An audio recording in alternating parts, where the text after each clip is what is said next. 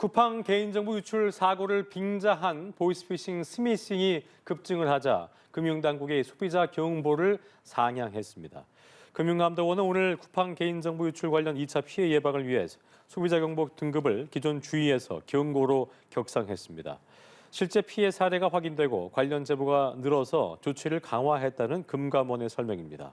사기범들은 정부기관을 사칭해서 개인정보 유출로 기주화가 범죄에 연루됐다며 접근을 하거나 피해 보상금을 미끼로 악성 링크 클릭과 함께 원격 제어 앱 설치를 유도하고 있습니다.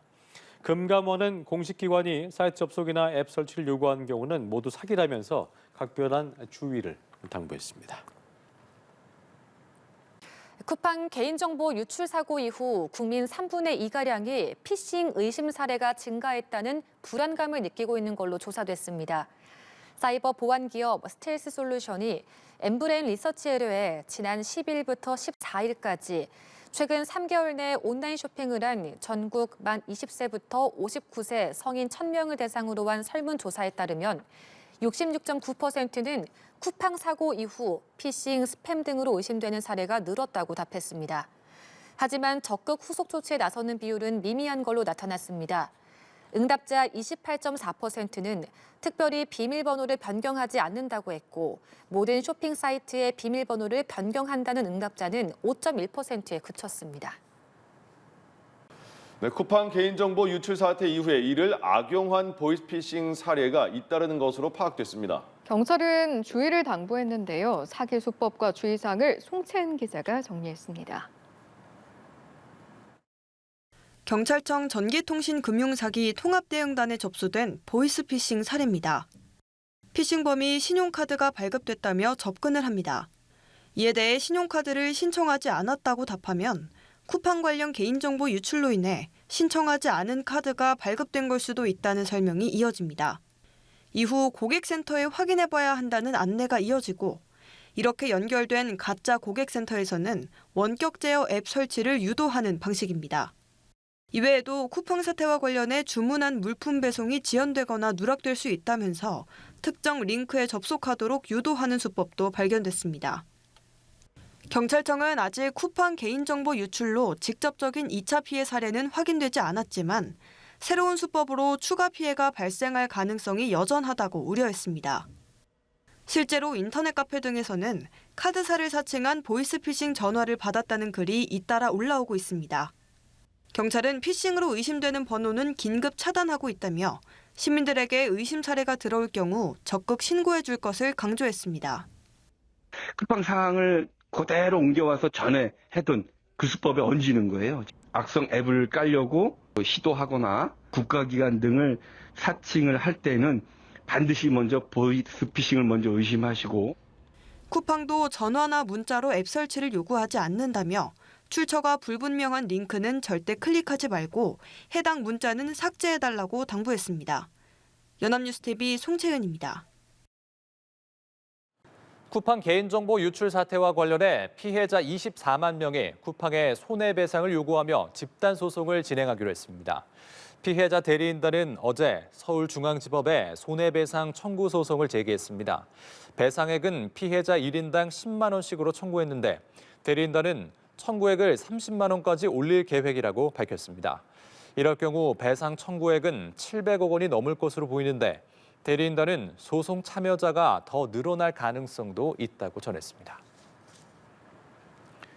개인정보 유출 사태 이후 쿠팡이 사태 해결에 미온적인 태도를 보이면서 비판의 목소리가 커지고 있습니다. 오늘 열리는 청문회에도 김범석 쿠팡 INC 의장 등 주요 증인이 불출석 의사를 밝힌 가운데 쿠팡 제재를 위한 각종 입법이 속도를 내고 있습니다. 오주연 기자입니다. 쿠팡의 대규모 개인정보 유출 사태가 알려진 지 보름이 넘도록 김범석 쿠팡 INC 의장은 아무런 입장을 내지 않고 있습니다.